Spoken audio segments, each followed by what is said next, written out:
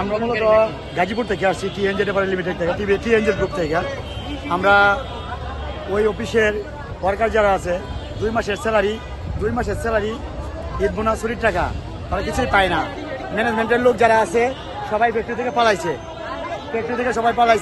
আর ওই অফিসের স্টাফ যারা আছে ওরা 5 মাসের স্যালারি ঈদ বোনাস 20 টাকা পায়, কিন্তু কেউ দেয় নাই। ওইখান থেকে ওই অফিস থেকে অফিসের ম্যানেজমেন্ট সবাই পালাইছে। আমরা গতকালকে দেখে টাকা আদায় করতে পারি,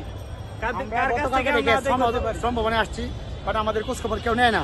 তাই আমরা আজকে একত্রিত হয়ে এই সচিবালয়ে আসতে হচ্ছিলাম। এই মুহূর্তে আমরা পুলিশের ব্রিগেডে পড়ি, পুলিশ তখন আমাদেরকে লাঠি চার্জ করে, সাউন্ড গ্রেনেড।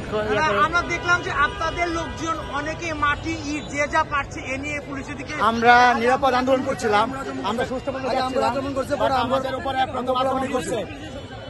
আমাদের উপরে প্রথম আক্রমণ করছে, তারপর আমাদের ছেলেবেলেগুলা ইট পাটকেল মারছে।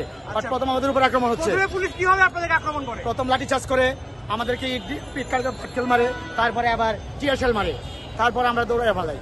আপনারা কোন পার্টি? আমরা টিএনজেড গাজীপুর থেকে টিএনজে গ্রুপ অফিস থেকে। আমরা কোনো পার্টি না, আমরা আপনাদের উপর হামলাটা কেন হইলো? হামলাটা মূলত আমরা ওই জায়গায় যাইতে চাচ্ছিলাম, আমাদেরকে ওরা বাধা সৃষ্টি করছে। আপনারা কোথায় যাইতেছিলেন? আমরা যাইতেছিলাম সচিবালয়ে। আপনারা কি সব মানে দল বাইদা যাইতেছিলেন নাকি? না, আমরা শ্রমিক ফেডারেশনের নির্দেশে ওদেরকে সামনে রেখে আমরা নিরাপদ ভাবে যাইতেছিলাম। কতজন যাইতেছিলেন? এখানে লোক ছিল প্রায় আমাদের 200-র মতো, বাট আমরা ওই জায়গায় প্রবেশ করলে হয়তো সর্বোচ্চ